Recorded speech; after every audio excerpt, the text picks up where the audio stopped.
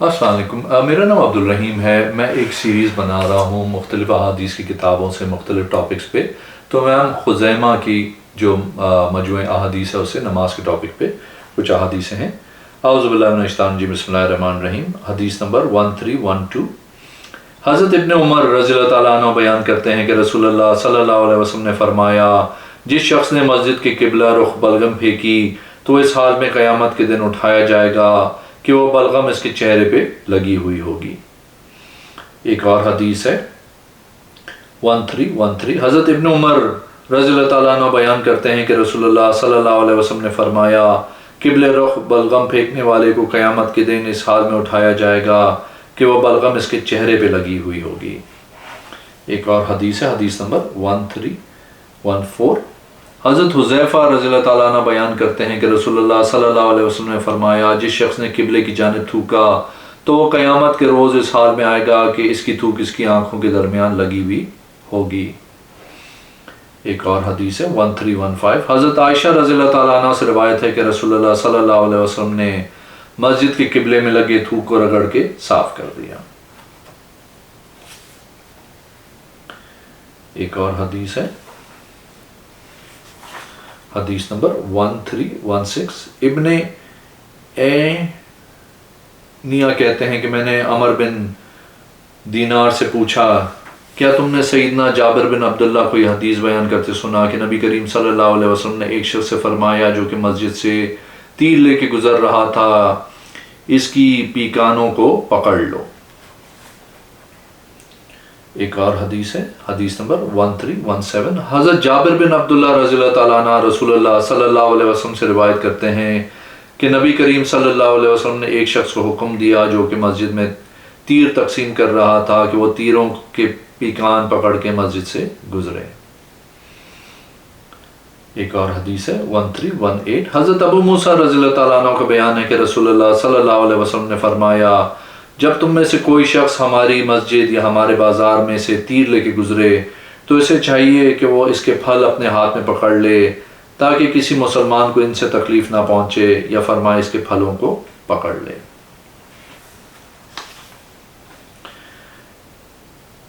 ایک اور حدیث ہے، حدیث نمبر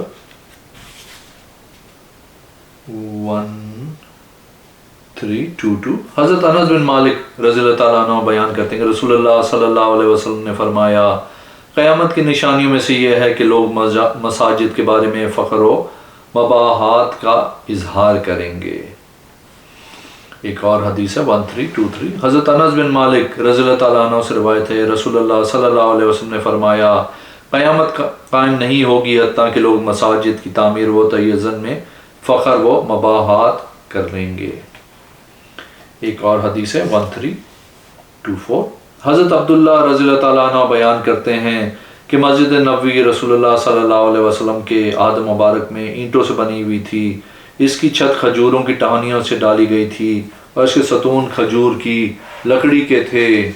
حضرت ابو بکر رضی اللہ تعالیٰ عنہ نے اپنے عہد میں اس میں کچھ اضافہ نہیں کیا، اور حضرت عمر رضی اللہ تعالیٰ عنہ نے اس میں اضافہ کر کے اسے کشادہ اور وسیع کر لیا، اور اسے رسول اللہ صلی اللہ علیہ وسلم کے عہد مبارک کی بنیادوں پہ اینٹوں کھجور کی شاخوں سے تعمیر کیا اور اس کے ستون لکڑی سے دوبارہ بنوائے۔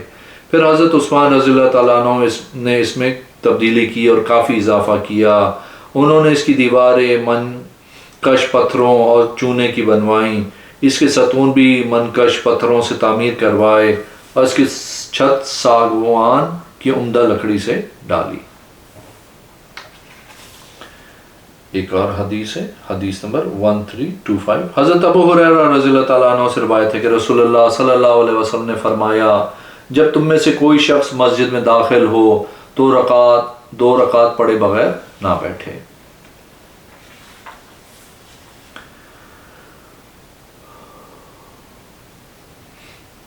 ایک اور حدیث ہے، حدیث نمبر 1326۔ جناب ابو جید بیان کرتے ہیں، ایک شخص حضرت عبداللہ رضی اللہ تعالیٰ عنہ کو ملا، اس نے کہا، اے ابن مسعود السلام علیک۔ تو حضرت عبداللہ نے فرمایا، اللہ اور اس کے رسول نے سچ فرمایا، میں نے رسول اللہ صلی اللہ علیہ وسلم کو فرماتے سنا، بے شک قیامت کی نشانیوں میں سے یہ ہے کہ آدمی مسجد سے گزرے گا اور اس میں 2 رکعت بھی ادا نہیں کرے گا، اور آدمی اپنے جاننے والوں کو ہی سلام کرے گا، اور بچہ بزرگوں کو حقیر اور کمتر سمجھے گا۔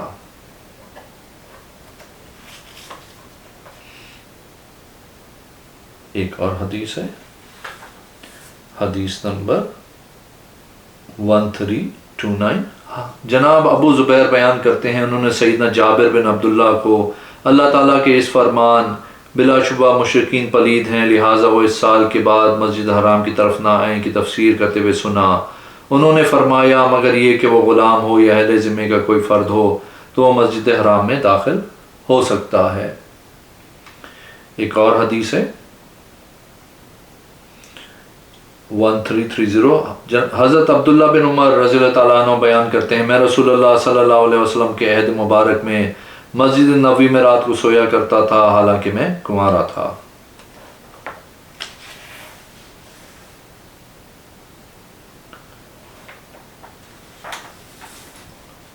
ایک اور حدیث ہے، حدیث نمبر 1333۔ حضرت عائشہ رضی اللہ تعالیٰ عنہ سے روایت ہے کہ حضرت سعد رضی اللہ تعالیٰ عنہ کو جنگ خندق میں 7 اندام کی رگ میں تیر لگ گیا اور وہ شدید زخمی ہو گئے۔ نبی کریم صلی اللہ علیہ وسلم نے ان کے لیے مسجد میں خیمہ تعمیر کروایا تاکہ قریب رہ کے ان کی تیمارداری کریں۔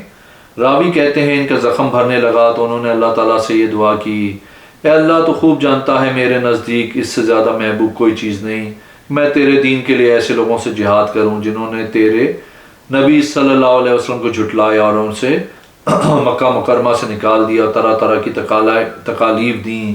میرا خیال ہے تو نے ہمارے اور ان کے درمیان جنگ ختم کر دی، لہٰذا میرے اس زخم کو جاری کر دے تاکہ میری موت شہادت اسی زخم کی وجہ سے ہو جائے۔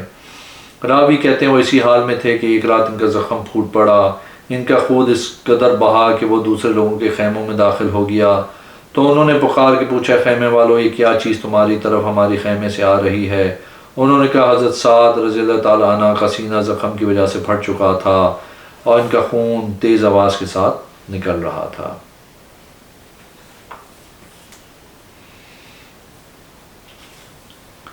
ایک اور حدیث ہے، حدیث نمبر 1334۔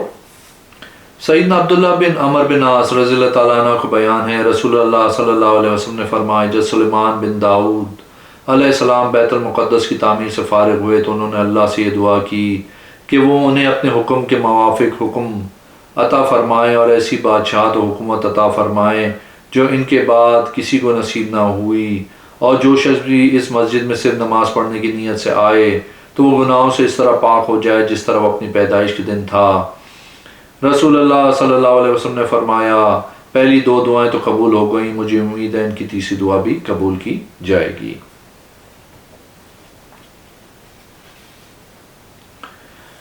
ایک اور حدیث ہے، حدیث نمبر 1335۔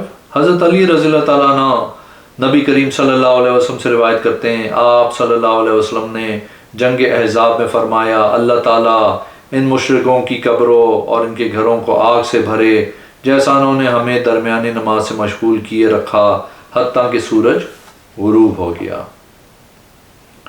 ایک اور حدیث ہے 1336۔ حضرت علی رضی اللہ تعالیٰ عنہ فرماتے ہیں کہ رسول اللہ صلی اللہ علیہ وسلم نے جنگ خندق والے دن فرمایا اللہ تعالیٰ ان کافروں کے دل اور ان کی قبروں کو آگ سے بھر دے جیسا انہوں نے ہمیں درمیانی نماز سے مشغول کیے رکھا۔ ایک اور حدیث ہے 1337۔ حضرت علی رضی اللہ تعالیٰ عنہ بیان کرتے ہیں کہ رسول اللہ صلی اللہ علیہ وسلم نے فرمایا ان کافروں نے ہمیں درمیانی نماز عصر سے مشغول کر لیا، اللہ تعالیٰ ان کی قبروں یا فرمایا ان کے گھروں کو آگ سے بھر دے۔ ایک اور حدیث ہے، حدیث نمبر 1338۔ حضرت ابو ہریرہ رضی اللہ تعالیٰ عنہ بیان کرتے ہیں کہ رسول اللہ صلی اللہ علیہ وسلم نے فرمایا درمیانی نماز عصر ہے۔ ایک اور حدیث ہے 1339۔ حضرت ابو برزہ رضی اللہ تعالیٰ عنہ سے مروی ہے نبی کریم صلی اللہ علیہ وسلم عشاء سے پہلے سونا ناپسند کرتے تھے اور عشاء کے بعد گفتگو کرنا پسند نہیں فرماتے تھے۔ ایک اور حدیث ہے حدیث نمبر 1341 جناب ابراہیم اور القامہ بیان کرتے ہیں کہ ایک شخص حضرت عمر رضی اللہ تعالیٰ عنہ کے ساتھ حاضر ہوا جبکہ وہ میدان عرفات میں کھڑے تھے، اور اس نے کہا اے امیر المومنین، میں کوفے سے آیا ہوں اور وہاں ایک ایسے شخص کو چھوڑ آیا ہوں جو قرآن مجید کو زبانی لکھواتا ہے۔ تو حضرت عمر رضی اللہ تعالیٰ عنہ سخت ناراض ہوئے اور فرمایا رسول اللہ صلی اللہ علیہ وسلم ہمیشہ حضرت ابو بکر کے گھر مسلمانوں کے مسائل و امور میں رات کے وقت مشورہ کیا کرتے تھے۔ ایک اور حدیث ہے، حدیث نمبر 1343 حضرت ثعلبہ بن زہدم رحمۃ اللہ علیہ بیان کرتے ہیں کہ ہم حضرت سعید بن غاث رضی اللہ تعالیٰ عنہ کے ساتھ تبرستان میں تھے، تو انہوں نے پوچھا تم میں سے کس نے رسول اللہ صلی اللہ علیہ وسلم کے ساتھ نماز خوف پڑھی؟ حضرت حذیفہ رضی اللہ تعالیٰ عنہ نے جواب دیا میں نے پڑھی ہے۔